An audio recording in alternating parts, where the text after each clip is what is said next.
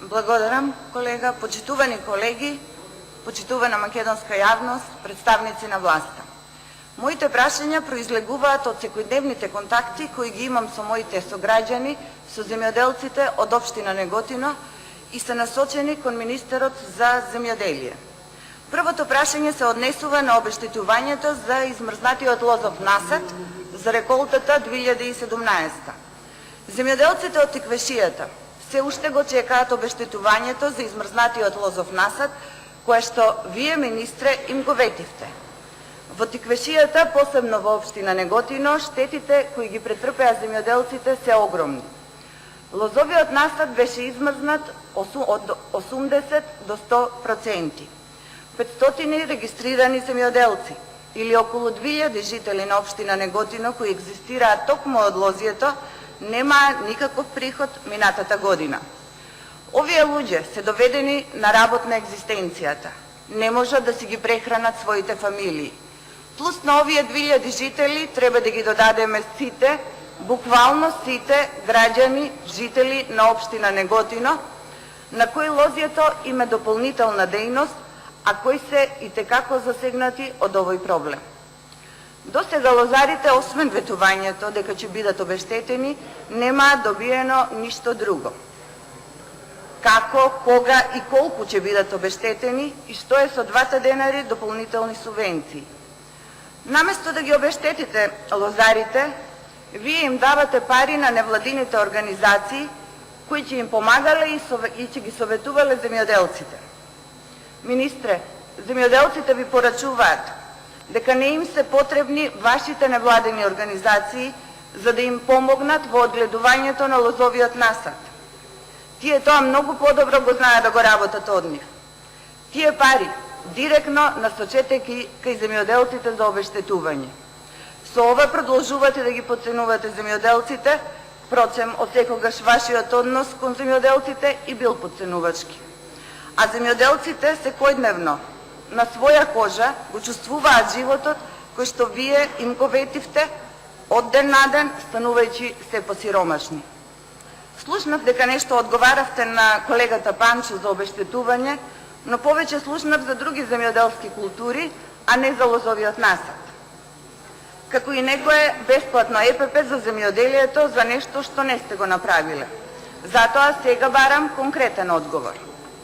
Второто прашање, исто така за министерот за земјоделие, а се однесува на каналите за наводнување во Тиквешијата со кои стопанисува водостопанство Тиквеш.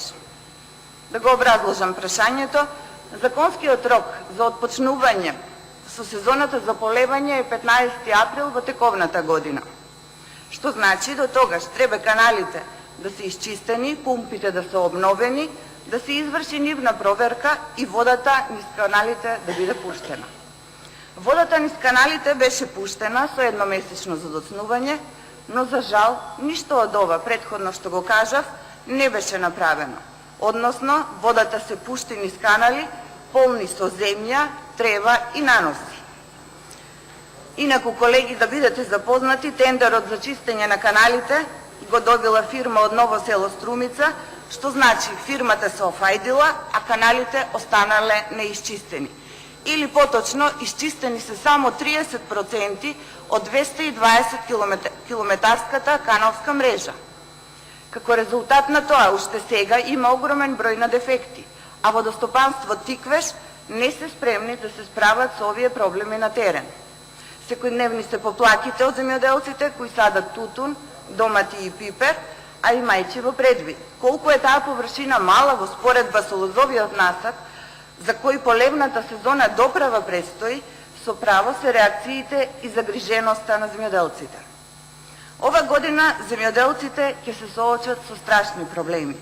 Полевната сезона ќе биде очајна. Значи, министре, како планирате да го надмините овој сериозен проблем? И третото прашање, исто така за министерот за земјоделие, се однесува на неисплатеното грозје од винарската визба по Вардарија. На 31.10.2017 министерот за земјоделие изјави дека за 2 месеци или заклучно со 31.12.2017 винарска визба по Вардарија ќе го исплати целото неисплатено грозје.